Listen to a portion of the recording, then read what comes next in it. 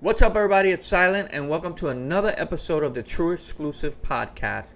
On this episode, we're going to talk about traveling, all things traveling, particularly affordable traveling.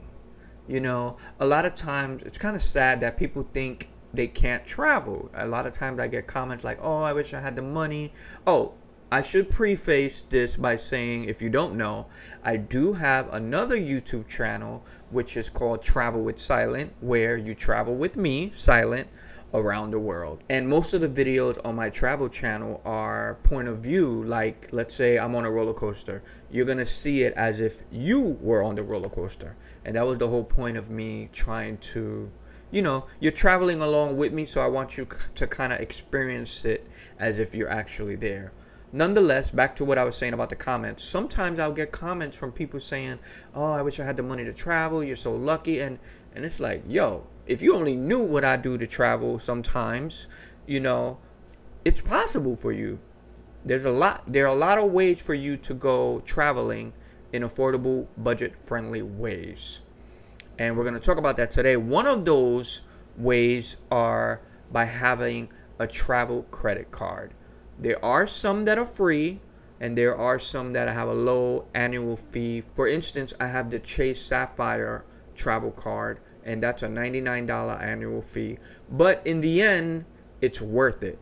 So you're paying $99 a year, but the benefits you're getting in return outweigh the price for the year. And then there are higher tiers for that credit card or other credit cards as well.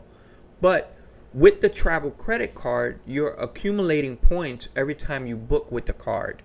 So let's say you book a hotel, you book a flight, you go out to eat dinner in your hometown, you go buy groceries, you take a Uber, if you use this travel card for everything in your life, you could even pay a bill with it.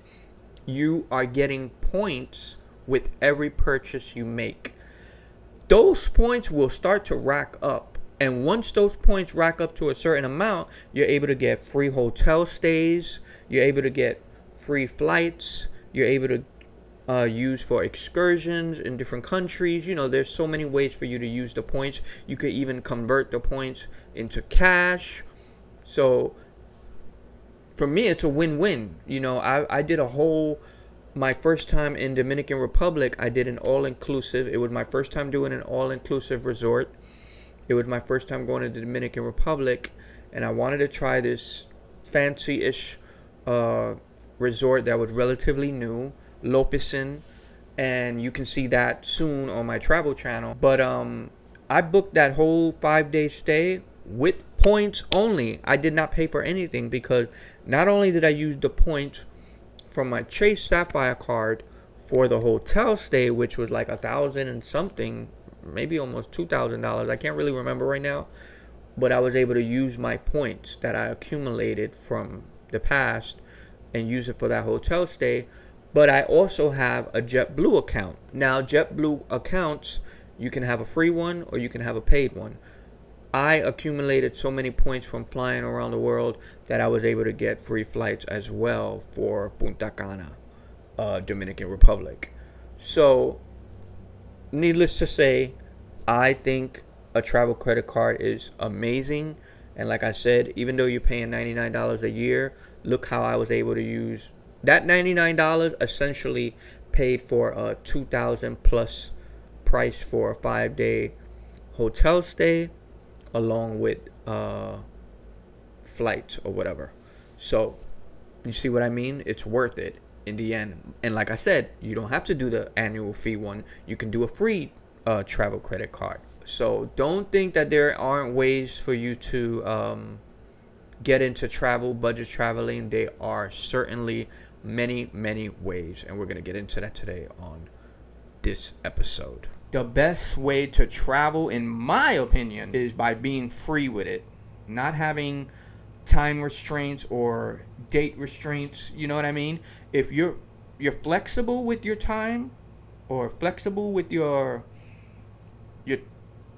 time, yeah. If you're flexible with your time of the year to fly, etc., you can do amazing things. You can experience amazing things. I mean, even if you're not flexible, you can obviously do all those things as well. But if you want to save a bang for your buck, if you want to save money, you want to travel on a budget, because that's probably the number one thing I hear people say, oh, it's too expensive to travel. No, it's not.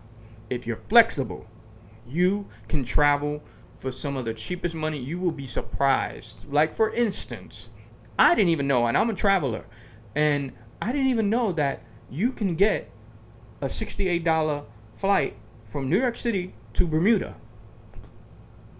That's the freaking Caribbean. That is like one of the world's beautifulest places. Beautifulest is a word. One of the most beautifulest places in the world. And you telling me I can get there for $68? But again, you've got to be flexible. It might not be during the time where you have that 1 week off. But if you take the top of the year and search prices, and you can do this on Google Flights, even JetBlue has a tab where you click Best Fare Finder, and you put from New York to wherever you're thinking. Let's say you want to say Bermuda, because you want to see the cheapest flight. You put New York City to Bermuda. I'm saying this as because I'm coming from New York, but you put it from wherever you are. New York City to Bermuda in Best Fare Finder in JetBlue. I fly JetBlue all the time if I can. This is not a plug, even though you guys should cut me the check. But anyway, I love JetBlue. You put New York City to Bermuda in the Best Fare Finder part. You got to make sure you put in the Best Fare Finder.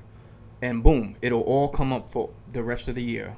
I don't know if it goes 12 straight months, but it will go at least to 7 or 8 months, 9 months. I think it goes for 12 months, though. So, and you'll be able to see each day for every single month the prices. And you're going to see 200, you're going to see 100, you're going to find that $68 one. And that's where you're going to be like, ooh, okay, $68, April 20th. All right, we're in January. All right, let me try to get those days off from work. This is if you work. If you're not doing a 9 to 5 and you work remotely, or you're doing some other kind of job where you can just be flexible with your time, you're just going to book it right there. So that's what I mean by being flexible. You can find cheap fares. I find fares. I found cheap fares, blah, blah, blah. I'm not even going to edit this out. I have found cheap fares to lots of places. I went to Guatemala from New York City for, I believe it was $89. I went to Aruba from New York City for $105. You know, but there've been other times where it's been a little higher. But that's because I've been flexible and I search. I don't just book right away. I'm searching and seeing in advance. Sometimes, if you're flexible, as I said, you might see something for my Guatemala trip that I paid $89 for. It was, let's say today was Thursday. I was looking, it was for the next week, Wednesday. And I said, hey, why not? And I booked it. So that's because I'm flexible and I work remotely. So, and that happened to be one of my most epic trips. I loved it so much that I ended up going back to Guatemala about 2 or 3 months later. But I'll tell you more about that later. So yeah, flexibility is key when it comes to traveling. Now, another thing with budget traveling. A lot of people are like, oh, hotels are so expensive. Well, it's expensive if you want to stay in a 5-star hotel. Of course, it's going to cost you a lot of money. But if you're flexible and you're open with where you stay, you might want to stay at a hostel. There are some hostels around the world. There's a hostel in Puerto Rico for $40. You know, I always hear Thailand has places for $15 a night, you know, little hostels, or even just 3-star hotels that are a little cheaper than a 5-star hotel. So if you're very flexible, that's the word of the day. Flexibility. Flexible and flexibility. If you're flexible and willing to have flexibility, you'll be able to do so many things with traveling and beyond. And not only can you stay in hostels, but you might know someone who lives in this country that you want to visit. You know what I mean? You might know someone who knows someone who's willing to rent a room for X amount of dollars in their apartment or something. You know what I mean? So there's a lot of different ways for you to be budget friendly. And as far as doing activities in different countries, you can be flexible with that as well. There's ways for you to get to do activities for free or next to nothing. Of course, there are going to be some you're going to pay for a hefty amount of price, or maybe not, but there are some that you can do for free.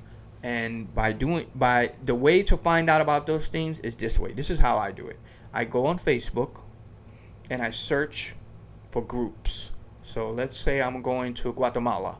I will search Guatemala groups, and you will find so many different groups from that country. So like I said, Guatemala, you'll find maybe Guatemala activities group, and there'll be 45,000 people. This is just me throwing numbers out. Then you might come across Guatemala backpacking. Join. Guatemala savings. Just so many different groups from Guatemala where you can get tips. And this is what I do. This is what I do for everywhere that I have visited. I have gone on Facebook and joined countless amount of groups, skim through it, read the post, see what kind of information I'm getting, and then out of all the groups that I skim through and see, I tend to see which ones are going to be the ones that I should stick with and stay following and continue researching in that group while posting, asking questions, because people love to share. People love to give their experience, their input, their opinion, or whatever on certain things. And you can also meet friends like that way. I know ever since we've been kids, our parents have said, don't talk to strangers.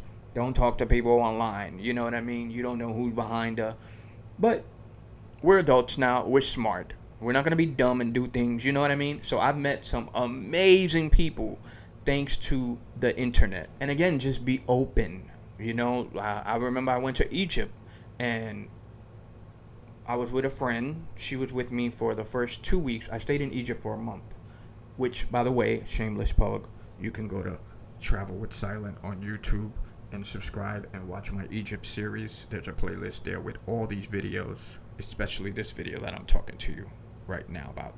So my friend left, and it was my first day alone, and I was like, oh man, I got used to kind of that crutch of having a friend. And I was like, well, no, I'm going to go outside. I'm going to take a tuk-tuk, which is like a wagon of sorts, but it's like a cab in Egypt. And I said, I'm just going to tell the tuk-tuk driver what I want to do. And I told the tuk-tuk driver, I said, look, I want to, he didn't even really speak English. That's another thing, crazy. But again, as I said in the first podcast about facing your fears, if you just face it, the universe will conspire to make things happen for you. You just got to take those steps. The universe, God, whatever it is that you believe in, they're going to help assist you into whatever it is that you want to do. So tuk-tuk driver, I'm trying to explain in ways like I want to film people, community, and I'm showing him pictures of that I took in other places in Egypt, and I'm like, I want to see real life in Egypt. And he kind of understood. He said, okay, I'm going to show you. And amazing person, you know what I mean? He didn't have to do that. All he had to do was drive me to wherever I wanted to go and drop my ass off.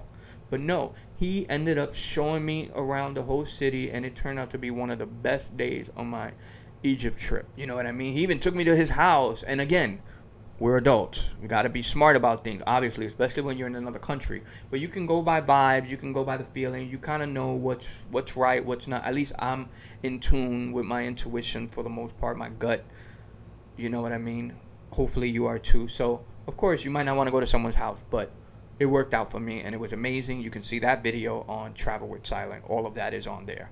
So, flexibility is key. Also, another thing with being flexible is you might have your eyes set on one trip, but maybe it's too expensive. You could go on Google Flights, and you can actually, they will tell you what is the cheapest city or country for you to visit whatever month you're available. So let's say you're available in April. You check for April, and it's going to give you a detailed list from lower to higher of what's flexible. And maybe the cheapest country could be Colombia. You were set on Puerto Rico, but Puerto Rico's $700 flight. That's not how much it is. I'm just giving examples. Colombia is a $50 flight. Go to Colombia. You might have the time of your damn life. Flexibility is key. Flexibility is key. I've done that as well. Another thing with being flexible and budget friendly traveling is you can save money by not taking a big ass piece of luggage with 80 outfits when you know you're only going to wear like 5. Why not take the smaller one that fits under the seat? Therefore, you don't have to pay for the bigger luggage. You see what I'm getting? Flexibility, saving your money. A lot of times we might not want to cook when we travel, but some places where we stay, whether it's a hostel, they might have a kitchen where everybody can cook in, or even if you get a hotel room, you might have a microwave, you might have a little stove. Why not go to the local supermarket of that country? Get cold cuts, get bread, get little things like that that can feed you for breakfast and lunch, and then maybe you go out for dinner. This is just if you want to be budget friendly, you know what I mean? Like if you want to be, if you want to travel and experience it, but you don't really have the budget, this is the way to do it. You know what I mean? I've done it this way as well. I've done it both ways. I've done where I've just spent all my money. I've done it where I've spent little to no money, and they both have been amazing for me.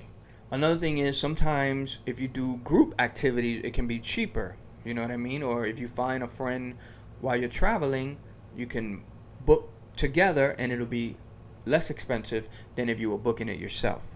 So group activities, I'm the type, I kind of like to be to myself, silent, although I love to connect with people while traveling, but sometimes I do love to be by myself.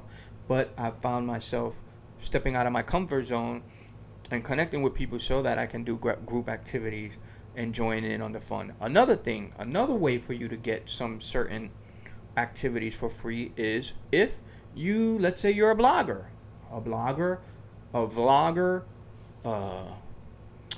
travel content creator, you just have a platform, whatever your platform is, you can use that as leverage to promote this activity for them, and they will give you a free ticket to do it. For instance, something I did that with was these chill boats in Puerto Rico. I just hit them up. I said, hey, I have a travel channel, I'm in Puerto Rico. I want to, promote your activity. I want to experience it. And lo and behold, they were up for the collaboration, and we did it, and I enjoyed myself all for free. Of course, you then have to edit and do whatever, but if you're good at what you're doing, you know how to do things in a timely manner, it's nothing. It's better for you than to pay an excess amount for whatever the activity is. So yeah, I think that's it for now regarding traveling and budget traveling. If you have any more questions, any things you want to know about places that I've been, or you want more information, like I've been to Guatemala, I've been to Aruba, Dominican Republic, Egypt, and I met so many people that I know a lot of local tour guides. I know a lot of affordable things for you to do, affordable activities. So if you need any tips regarding certain countries, and if you see that I've been there, hit me up. I'll be more than willing to share my experience and share any tips that I have. And as well, you should share some tips here in the comment section, because me, like other people, we go to the comment section and we read for other tips and other tricks and other things of that nature. So yeah, until the next podcast, I will see you around. Thanks for tuning in. Make sure you like, comment, and subscribe, and share, because it helps me as I'm building this podcast into whatever it's supposed to be. Peace and love.